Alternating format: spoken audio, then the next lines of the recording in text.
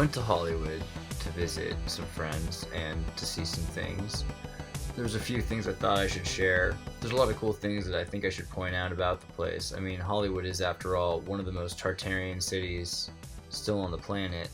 In fact, Hollywood is super Tartarian, if I do say so myself.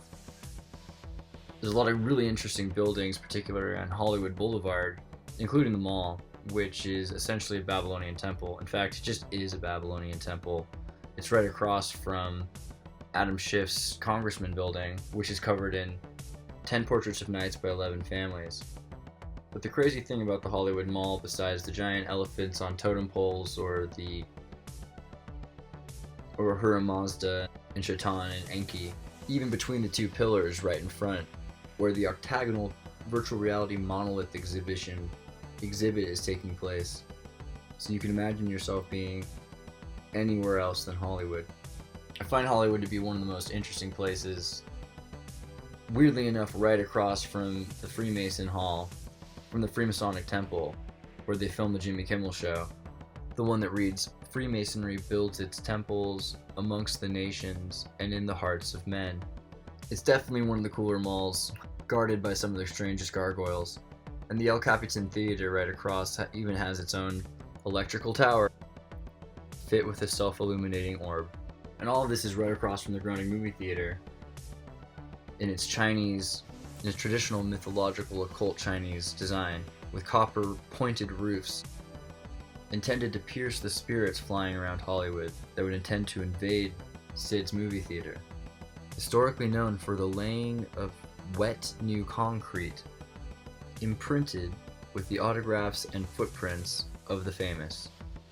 The supposedly neoclassic style, despite tons of inconsistencies that could be pawned off as fusion, after the Renaissance for New York theater producers moving to Hollywood, who were able to build their industries as production houses, the newest, most technologically advanced castles in the nation, such as the Paramount Movie Theater on Beverly Hills Boulevard, just next to the Mormon Temple, supposedly 7 stories deep. And all of this I'm gonna have to do another video on, just because there's so much that we can talk about in Hollywood. One of my favorite places on Hollywood Boulevard, just beyond the stars at the Dolby Digital Mall, is the 3-story deep shopping center just on Hollywood Boulevard, where you can get a mean taco and frozen yogurt. And there's a lot more that we're going to have to cover, such as the basements, the underground tunnels, the infrastructure, the torn out subway systems and metro trams that existed in LA back in the 1800s, as well as the missions and mansions on Dune Hill that were destroyed so that they could build new parking structures and apartment buildings, or even all the oil mills and all the high school. An underlying often overlooked fact about LA, it's still quite a producer of oil, and not just in downtown, straight up in Beverly Hills, on the high school campus, 24 hours a day, pumping oil away. But while I've been working on that, the Clerifix have been doing their own work and have come up with some exciting discoveries of their own. In fact, groundbreaking stuff that's tying everything together in ways that I don't think anyone's anticipated yet. Things about the mechanisms behind Starforts, and even the very secrets of their mechanisms, as treasured by Edward Leigh Scullman, creator of Coral Castle, which for over a century have been debated and questioned, yet have gone without explanation until now.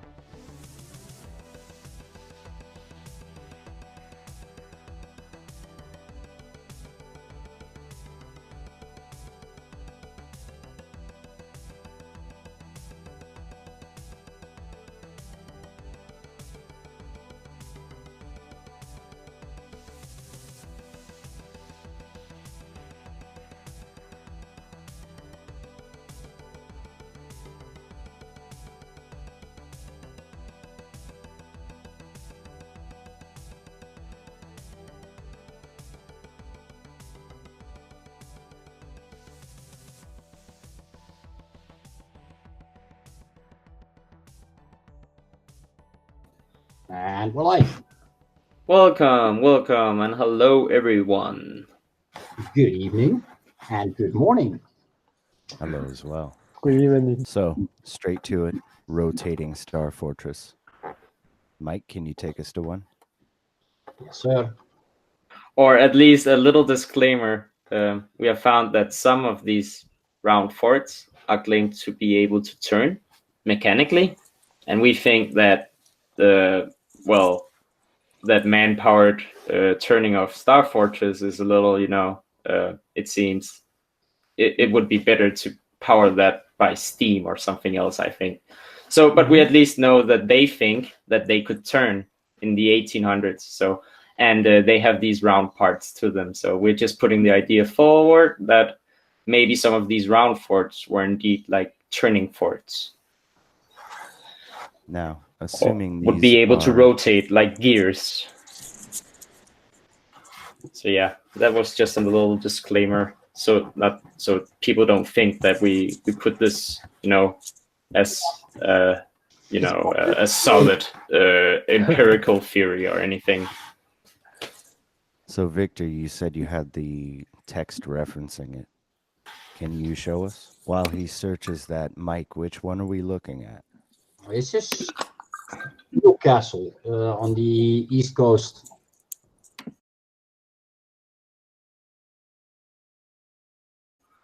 So guys, if you look at my screen, these are like water crypts, but you can see they have a foundation.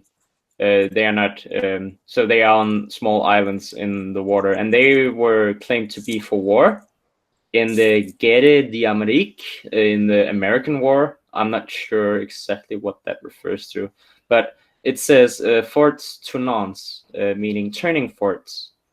And being able to mechanically rotate. They state in another picture. Hold on. In here, there's a French text. Oh yeah, that one's gorgeous. And here you see an orthographic side view of it. Section the forts tournants, and the text alludes to them being mechanically turned or rotated. And I think that it's a little ludicrous to imagine people being stationed out on these small islands, rotating these forts by hand. You can correct me on that if you want to, but that's just my perception of it. It just seems a little weird. And also how they would be used for war, I don't know. They seem to be, okay, so we can turn these forts so our cannons can have a better reach, but they are like round in the first place. So what would be the reason for turning them? Can you answer me that? Yes. So, when you had mentioned this in the last chat that we did, I forgot about it. I forgot about it right away. And then Secretarian on our Discord server had been taking a renewed interest in Ed Leedskalnin's Coral Castle. And in that, he uses a device which he calls the Sweet 16. And his seemingly disgusting, creepy old man text is not about a 16-year-old girl. It is about a specific device which requires 16 virgin magnets. 6 magnets. 16, and later 24. 16, sorry. So his Sweet 16 is his sweet machine, his old girl. And it requires lodestones or magnets that have not been paired with other magnets previously. And now this is important because the function of this machine, as small as it was able to power an entire quarry so that he could focus on moving stones that had been quarried in an automated process. That is his 24 magnet version of the Sweet 16. What does it look like? It looks like a rotating star fortress. So or doesn't it also look like a magnetron? Yes, it is a magnetron. That's what Global Vision describes these as well. Yes. Vision YouTube channel, he describes these as these forts as magnetrons. And they are. And now we have, and the Global Vision video, the idea is sound, but star forts don't turn until I remembered that, Victor, you have proof of a turning star fortress. So it's not about how it was turned, it's about what is the function of the turning. Propagation of energy. We may have found the mechanism by which the grids shared power for all their functions. Tell me what you think. That's very interesting, because we see these turning forts otherwhere. Okay, see these in Sevastopol, for example. Some of these are rounded completely, and others are like half rounded. I don't know about the half rounded structures. They are weirding me out. But you can see completely rounded structures around Sevastopol, and I guess these are as these ones. I wouldn't know how to distinguish them on face value, so so these are turning forts, and these in Sevastopol kind of reminds me of them. So yeah, so they were perhaps land-based and water-based, and you can see one in Gotha here. Looks like one that perhaps be able to turn, except for the bridge being fastened to it, of course, so maybe not. But so that's also to say that there are round forts that were perhaps not able to turn, so it's about distinguishing all the different types, and that's a bitch. That actually is to be the next focus, because we're having issues with discerning star forts. We know some are ancient, but we're finding more and more that have been created as imitations of those ancients, or built especially by the Spanish for pure military purposes instead of the original old purpose. Yeah, you can have all sorts of nuances and weird happenings around these forts, modern and ancient. So yeah, but look at this one. It has this rounded structure here. And this one is on top of a hill or a mountain or something. Let's go very, very far back in time to the Tower of Babel. What if that tower could turn? That would be the largest magnetron ever built. That idea would it's maybe I've been thinking about this shape for the better part of a week, and we're purely in the realm of idea right now. Of course. And my first thought about that is that it's too big, and too like its shape. I don't know. It seems the pictures I have seen of it, it seems to be very much fastened to the ground. It doesn't have like this. The base need not turn. The base has to be built into the bedrock for vibrational purposes. Yeah. But the subsequent levels. You're gonna need a groove between the tower and the ground, right? What is if it rotates at an extreme velocity, this part, it's an induction spool. Yes. And the outer fortress itself need not rotate. It could be that the shape is built for the inner workings, what is inside the walls. Yes, I would agree. You could have 4 magnetrons beneath a 5th in this image that Mike is sharing. What I've been attempting to do in this time to verify these ideas is to delve into the workings of magnetrons and magnets. And I think it's very plausible that we have these rotating or torsion principles, because both Tesla and Victor Schauberger stressed that the torsion principle was the key to harnessing energy or harnessing nature. And yeah, I think they were heavily into the ancients. So So I guess that it's just us who are in the dark about these spiraling principles. You can go watch a brilliant new post from Conspiracy Are Us on, yeah, you know it, Mike. Those spirals in Africa, they are mind-blowing.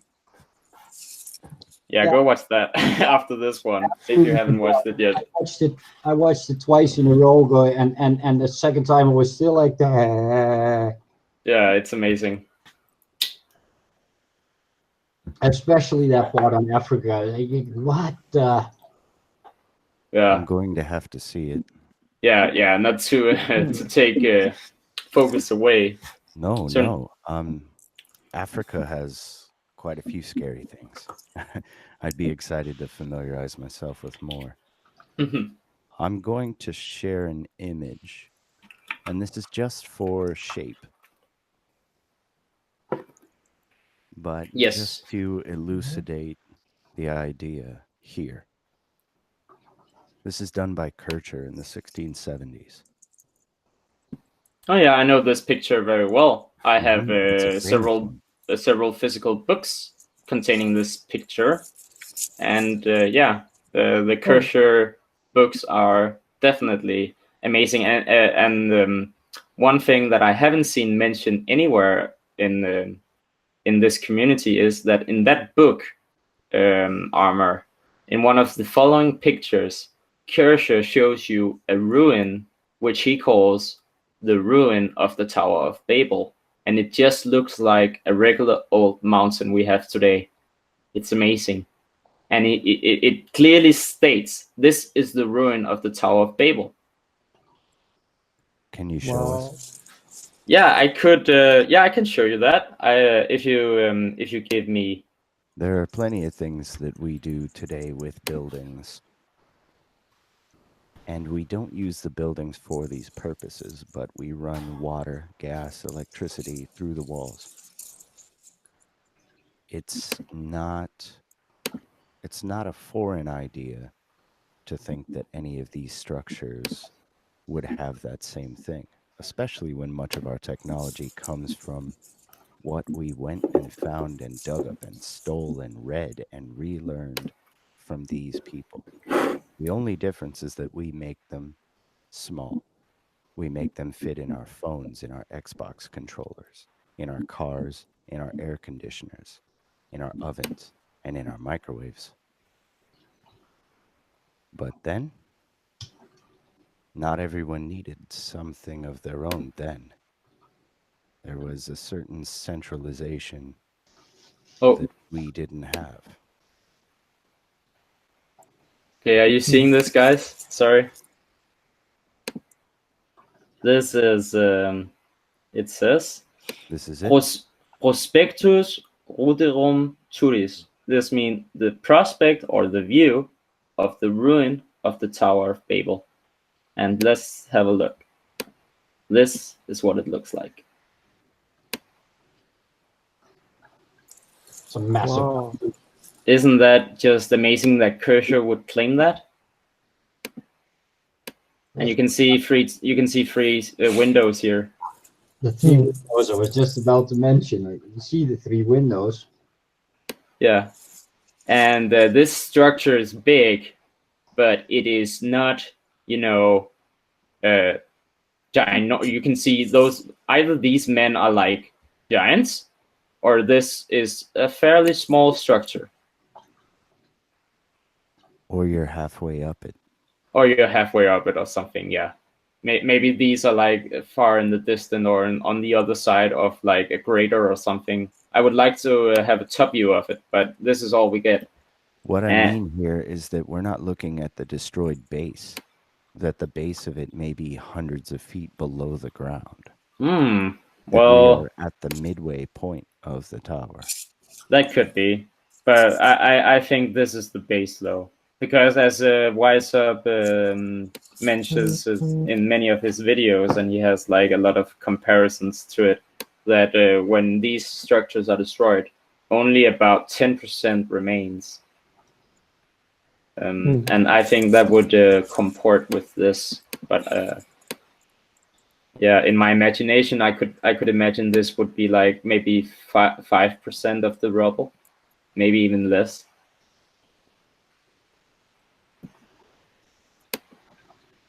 But yeah, I just wanted to get that out there because it is nonetheless an amazing claim, and also amazing to think about that Kircher and the Jesuits knew the exact location of the tower and knew the state of its ruins, which would mean that they have known what we are researching since the 1600s.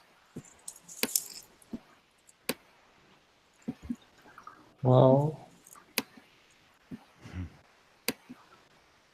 We're all doing the same work over again. Yes, it's a repeat. It's like an alchemy, a fractal that is repeating. But yeah, now we got that. So Nathan, you can go on. That effectively derailed me in another train of thought. It's well, we can talk about the Tower of Babel, but as you remember, we talked about it being able to rotate. Okay. The rotation inherent in buildings is now something that you have found. And it's something we can see. And when we find a starfort that we think rotates or bears rotation inside of it, then we can pin these specially and see if they fit any sort of grid or ley line or longitudinal or latitudinal pattern. The whole idea here is that we may have found a working mechanism for a grid. We know the specific function of a specific device that bears a shape that matches this starfort in exactitude. We know what we're looking at now. Yeah, I think it's clearing up at least, and we're pairing the principles, and we're looking at the right principles as Martin has put forward. We're looking at the nesting principle as we see in amplification of signals and vibrations, and we're looking at this torsion principle, and it's really all, you know, as Tesla said, frequency, vibrations, and sound, and also. It always reverts back to the torus, I find, and that's just a wonder. And it's so logically, well, beyond seems, it is logically consistent. It's just perhaps a few of its premises are hard to buy if you haven't looked at this for a long time. When you have looked at this for a long time, its premises becomes easier to buy, I would say. And there's a level of cognitive dissonance that comes with things like this. We assume that we're the most advanced, and yet everything that we take is old, and we're building anew. And we assume that it can't be done then, so it must not be real. Although we could not build a single pyramid in a human lifetime right now. No, and even a little pillar, a little like column that we build in Denmark today, it would require like a lot of manpower, like just like the planning to build one. And they rot away in decades. I actually see fluted columns from the Doric to the Corinthian style that were built in the 1920s here, and they're in such terrible shape. Yeah, they definitely don't have the right cement or mixture for good columns, or maybe it's the encasing layer that they don't get right. But at least the columns of the 1900s are vastly inferior to all the columns, of course. Yes, but it's a bad mimicry. It's a bad mimicry, yeah. But even the bad mimics are difficult to produce and would take a lot of manpower and a lot of time and a lot of steps, and it would require metal. It would require technology, and just imagine what our ancients must have had they been as, you know, comparable with us. We don't know if we can compare, like even the mechanical age we know of with them, because maybe they had one principle that just unlocked the whole magical world. We don't know if until we, like as Tesla said, when physics starts to look on the non-tangible world, it will discover that it will progress more in 15 years than it has ever done. And I think he's right, that we are in want of like a certain principle that that is missing, like that unlocks, and it seems to be a sound based, right? Well, sound is light, is electricity. It's all vibration. Yes. So it's the electric universe theory, perhaps, that we are missing. And I am a big fan of.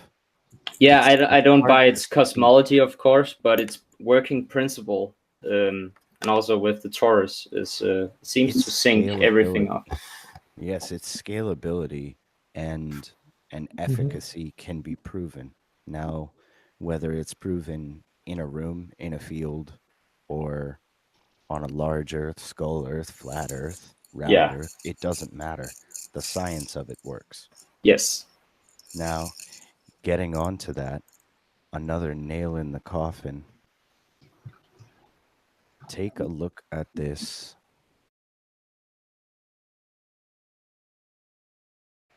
Indications for a heavier electric field in the past. Now, I've shared this for about a month, but imagine everything having a stronger magnetism or electric field as recent as 500 years ago.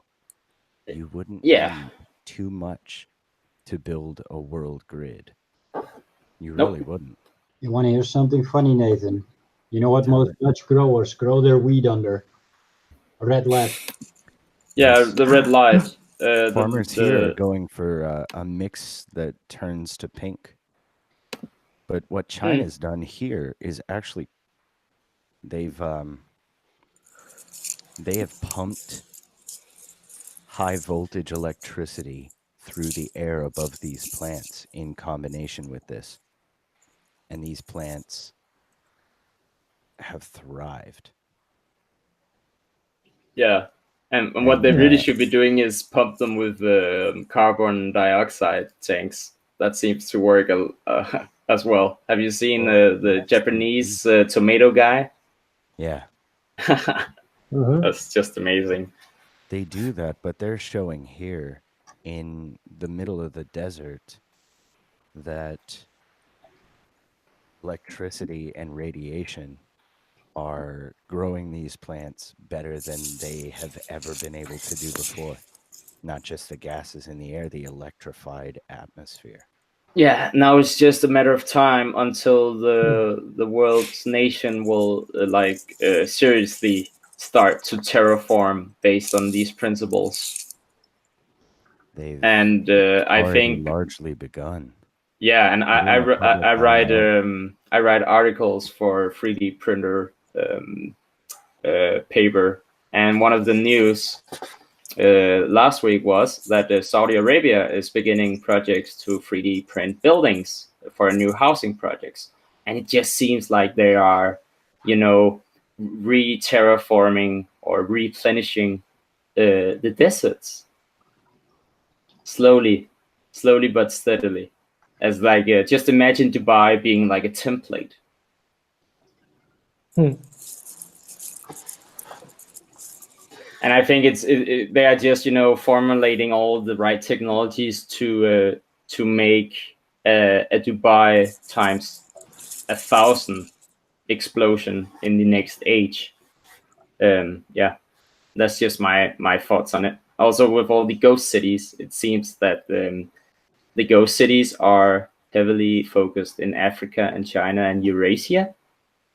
It'd be cool if we could find someone in South America and America, because if we could find ghost cities everywhere, I think that it would be hard to argue for the ghost cities being like a special part of the world where catastrophes won't hit. Because I've seen that idea being put forward. Oh, we only have ghost cities in China, so maybe China is like the safe haven or in the new age, or maybe China is being planned to be the new world power.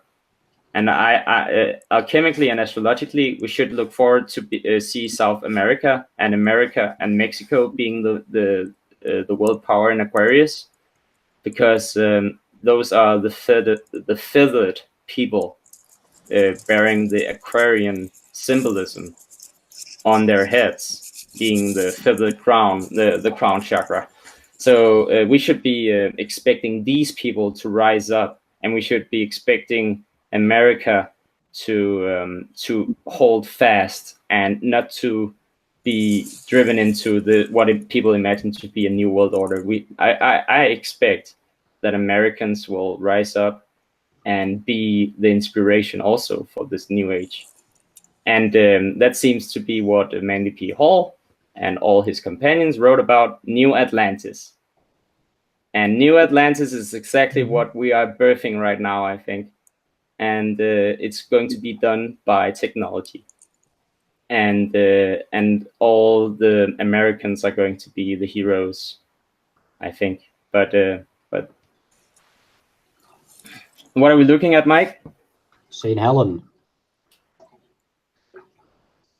Well, just a little island in the middle of the sea. Oh, Whoa. So,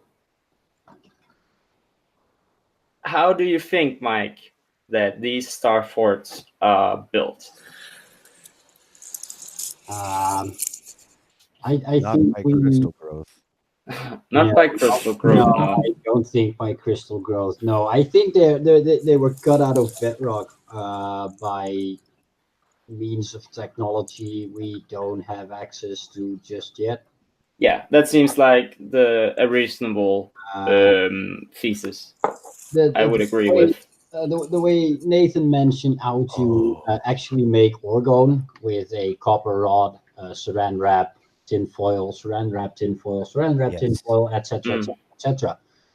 And then the fascies on top of that orgone rod would have given it a certain destination, right? A certain manner of use. Could have been a weapon, could have been a shaper, could have been pretty much anything you can think of. So I think there was a lot of power of the mind involved in creating these. Just the sheer fact that there is no technology that can copy a pyramid. And I'm sorry, but the pyramids are not as impressive as some of these Starforts. No, I would agree. What do you think, Lynn? Do you have any thoughts on it, on how to build a Starfort? yeah. I'm thinking about. I hear about those legend or mystery about ancient human. They will hire in giants for helping them building these structures. Building all kind of building, all kind of structure, architecture, infrastructure. So, and this and these ancient giants they providing their technology or knowledge in exchange their like a living space, like they think maybe this place is a good place to live in. Then they will like a negotiation with this country or this kingdom, providing their technology for they can live here. I have had the same thoughts as well sometimes. I also think some of the giants were like working with smaller people, and maybe it was like the small people did all the planning and all the thinking, and the giants provided all the muscle and all the work. I've thought that could work because we have a lot of pictures with little people or regular sized people and giant people existing side by side. And maybe it was like this working relationship where the giants were like the masons and the hard workers because it was easier for them. And us little people, we did all the planning, all the organizing, and all the all the the desk work. I could like maintenance work. Like maybe these giants, they helping in training human worker. I mean, normal size human. Training this worker to maintain this infrastructure. And there's a lot of evidence for the Scythians a long time ago not administrating anything. And where you see the advent of the Asian culture's spread is where they had actually let the Asiatic cultures administrate lands and kingdoms that they had taken. They never took that upon themselves. So it may actually be that the duty of administratum itself fell to smaller people. Not to say anything that I personally believe on it, but there's precedent for that. We've seen that multiple times in our recent history.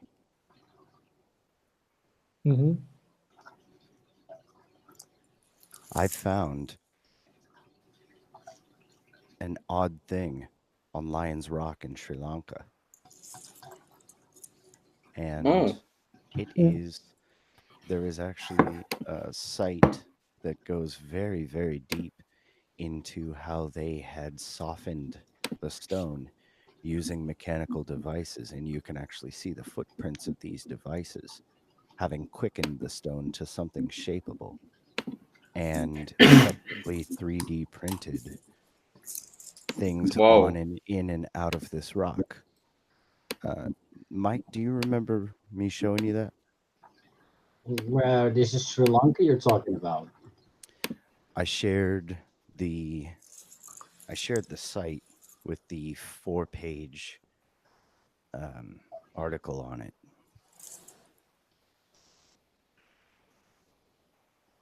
I do remember, but somewhere you mentioned the Scythians, Nathan, and I had a recent discussion with someone on Facebook about who exactly were the Scythians around the Gaelic culture, like what we call the Celts. Yeah, the true. And it was interesting because I watched this new channel, Mind Unveiled, and he pointed to the Celts, or the Celtic word, as a word being invented in the 1840s, and it came out of the blue, basically.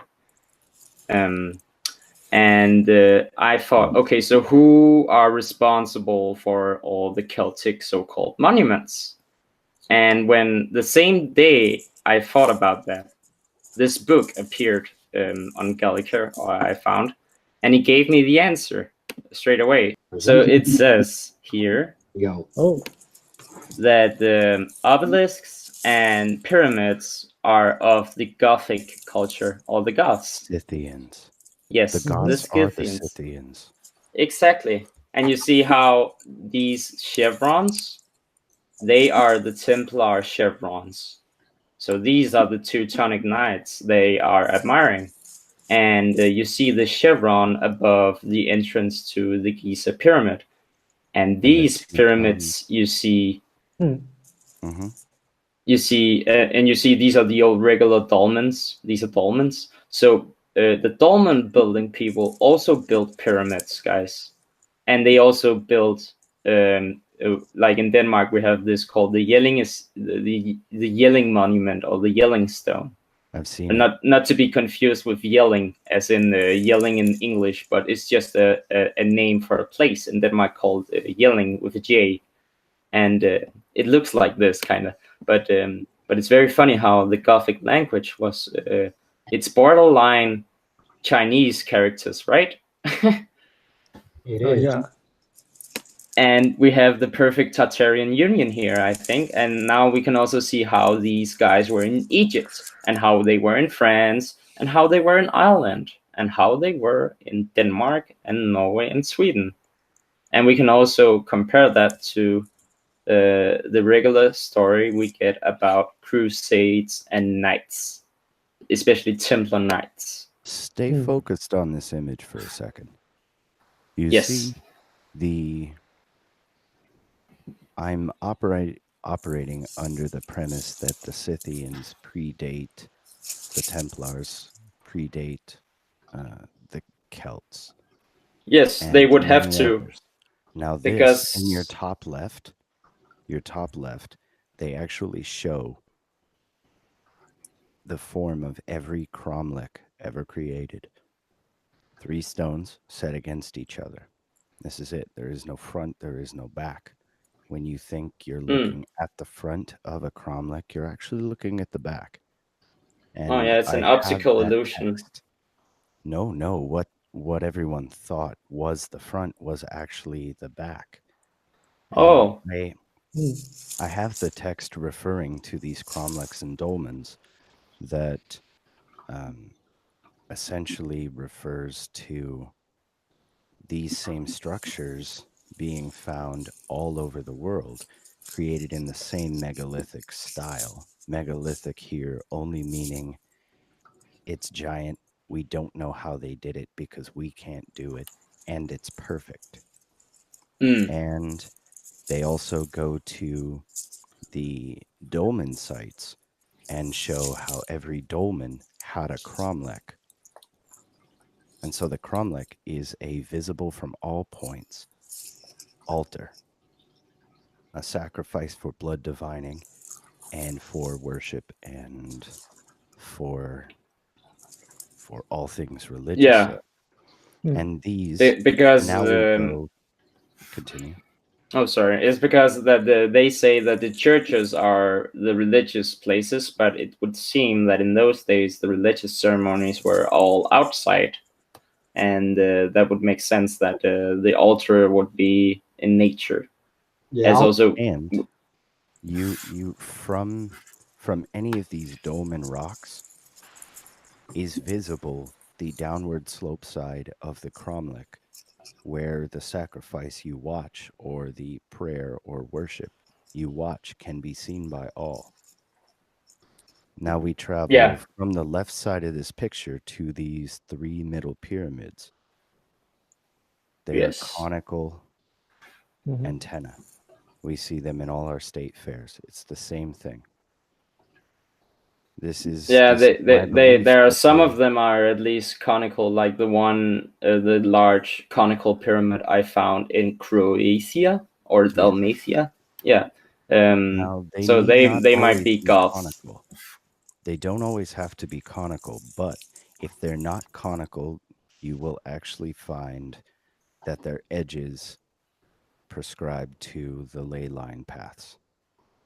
So they're essentially lined up with fields of magnetism.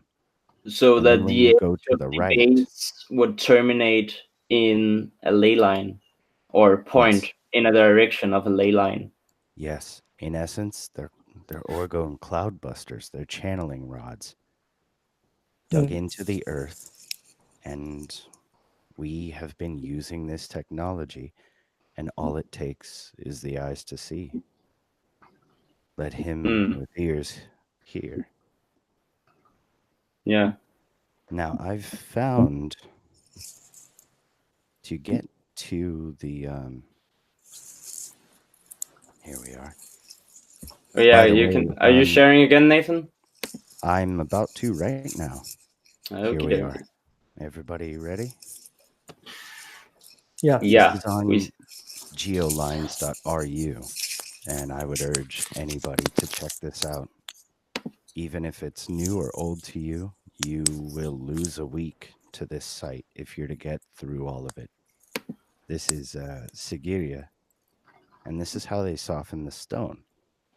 Now, we're not going to go all the way through it, but you see here is how high this rock was.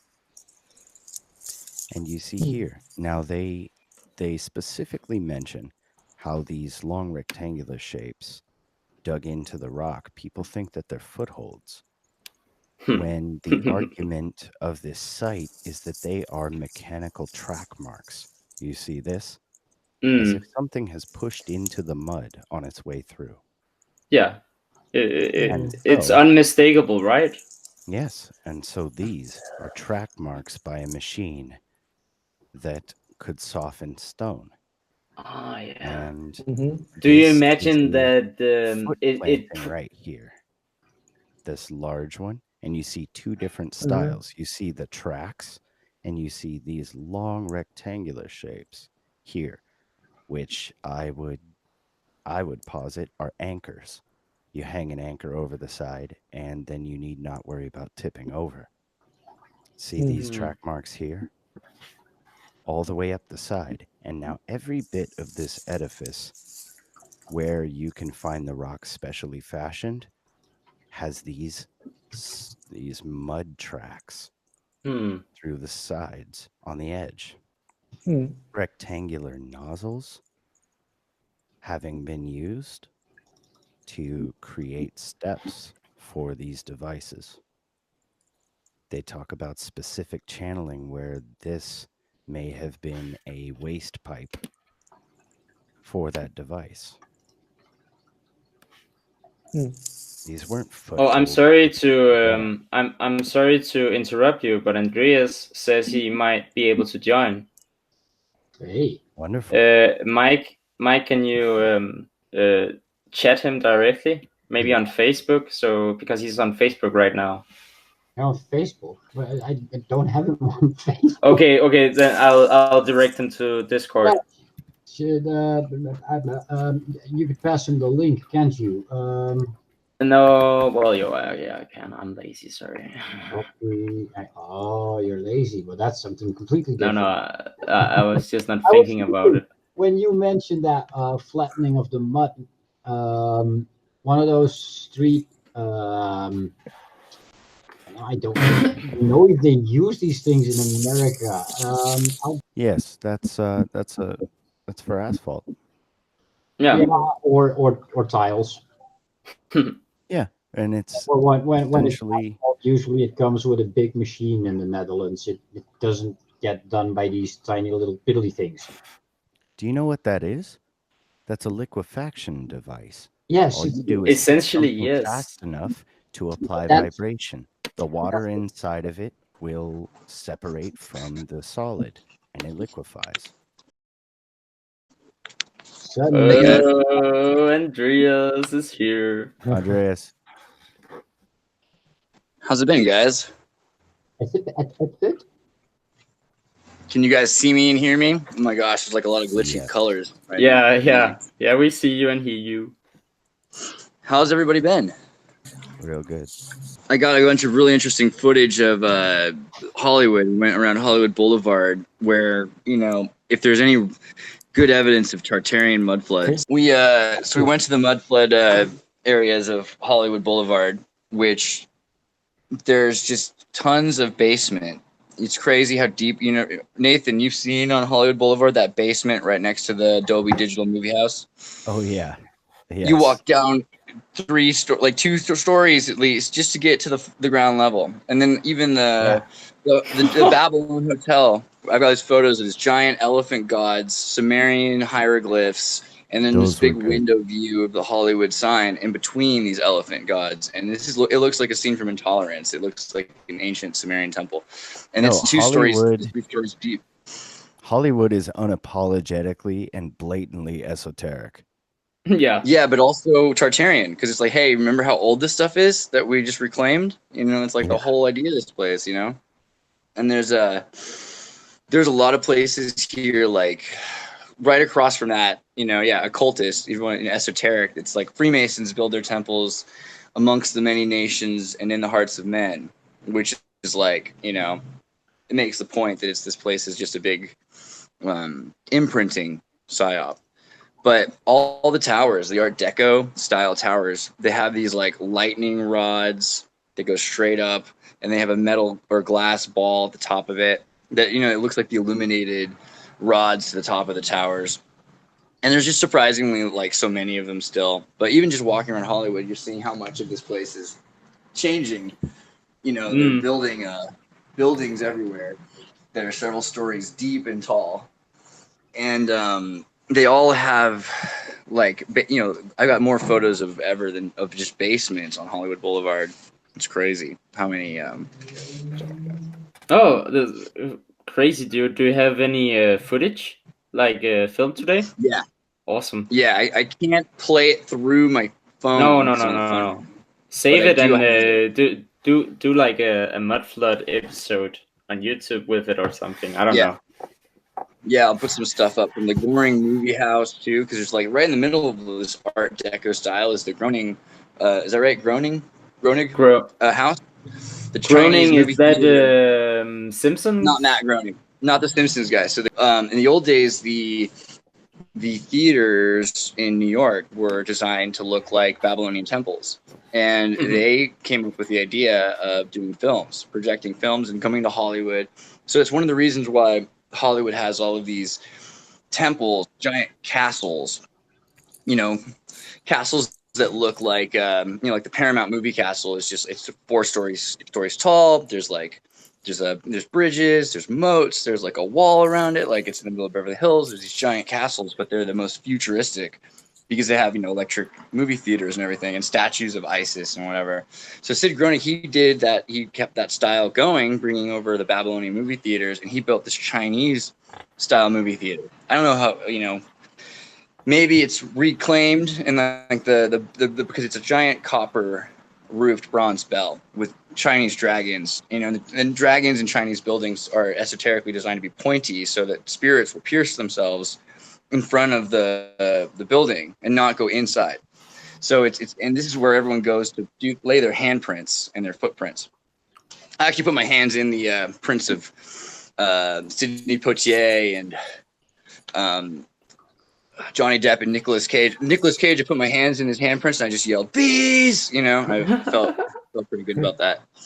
But in general, Hollywood's just full of these like thematic buildings. So the Groening one, it looks like a Chinese style, but he's not Chinese. And the building looks so classic. It just makes you wonder a lot about who built it, you know, why and how old it is, especially Hollywood Boulevard, because Hollywood Boulevard was already big by the 20s. So yes. when I think 29 or 1930s when Howard Hughes filmed about the planes with the clouds, you know, he shot, and everyone was poor and didn't have anything to do. So they had cars because, you know, that's America in 29. And there were so many old world buildings in LA in the 1840s and stuff like that. There's a photo album Martin has showed. It's like watching like Victorian old London suburbs. Is weird. Yeah, I don't know what happened to it.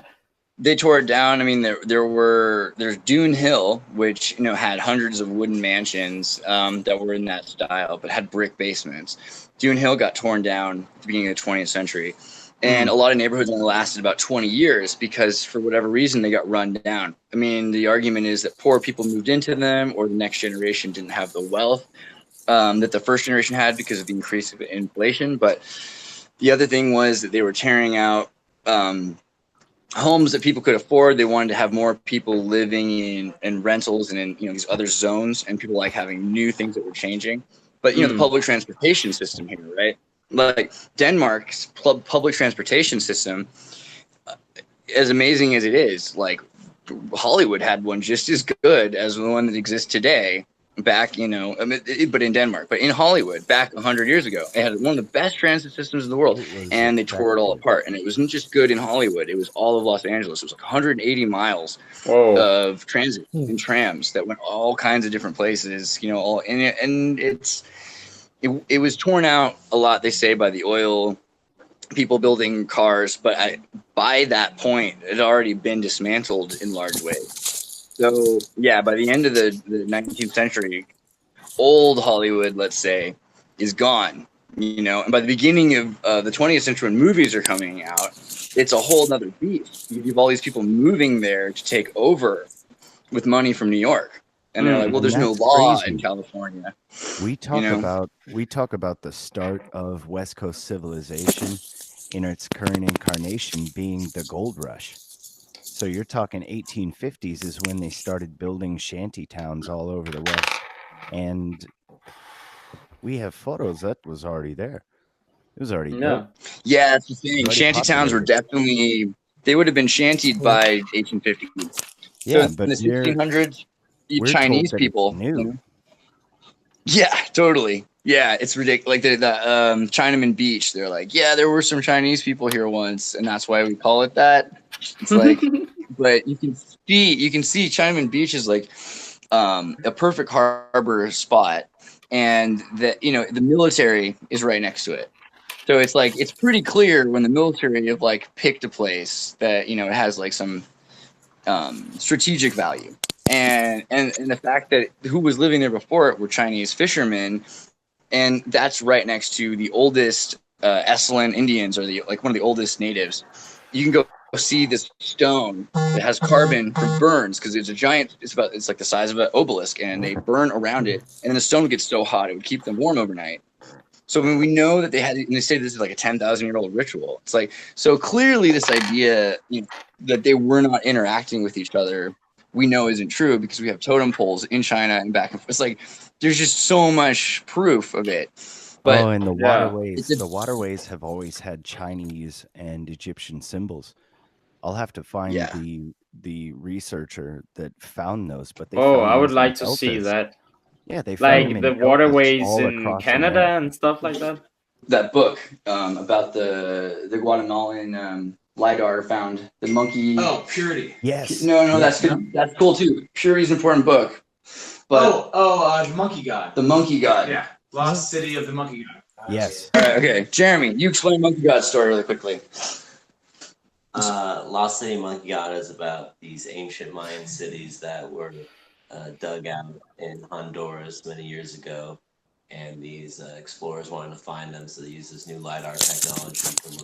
I know about this. That's why I was so interested in LiDAR when I met Mike, because Mike actually... Was that Mike? Mike, what do you do on planes?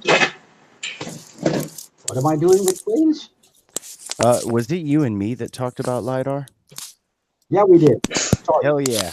Okay, so Mike knows about this stuff too, and yeah. Yeah. Also, by the way, have you guys heard of recent Tartarians? Send me that shirt. Yeah, send me that shirt. Hollywood has, and I think they're awesome. Don't send me a copy of that shirt. I want that shirt. It's been pretty much the most valuable thing I brought with me on this trip was just this shirt, because I can just be like, yeah, have you guys heard of recent Tartarians? It's pretty sweet. And episode 1. Recent Tartarians.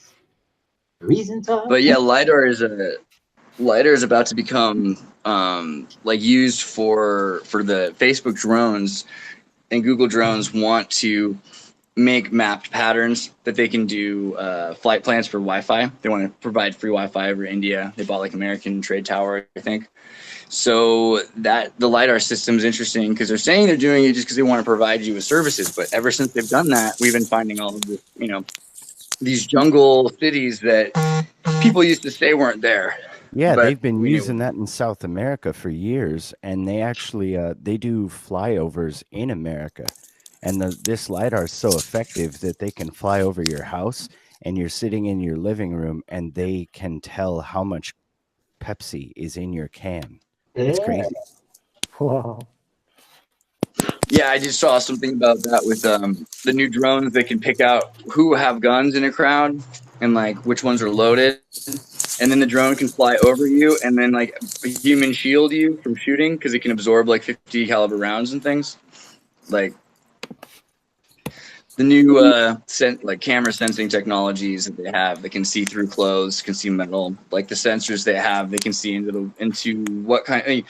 This is actually how supposedly Enron, or was it BP, invented auto-tune because they were using sonar to look for oil in the water, and pitch correction is actually from the algorithm. So it's That technology coincided with the mass die-offs of marine mammals. So that the mammal been thing so was much. in the news, and they said they had no clue. Scientists didn't know why it was happening, and it was actually marine gas and oil drilling that was causing it. That tech.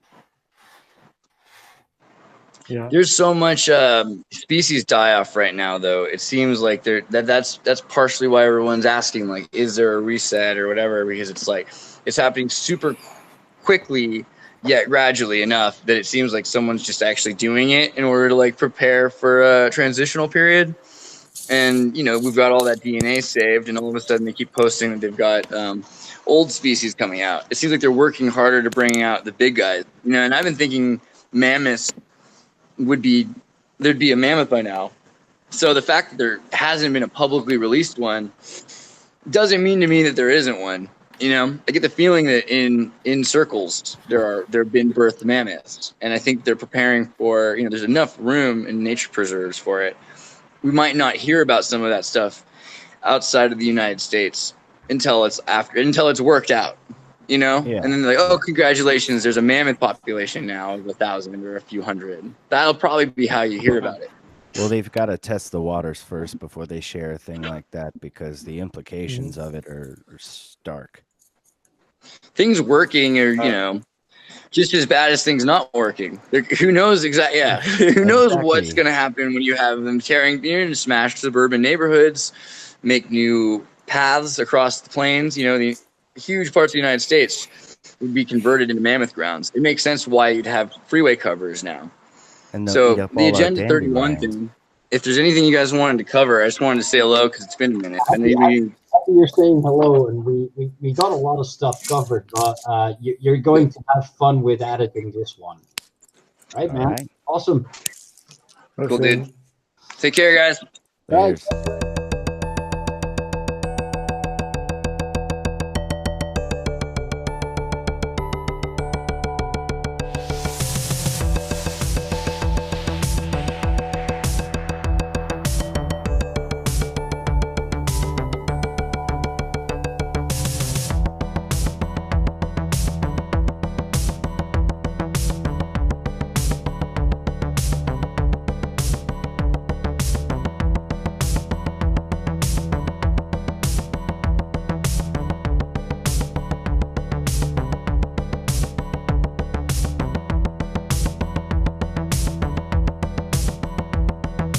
If you're interested in trying out the Foundry, just visit tartarynova.com and click on the live chat in the top right.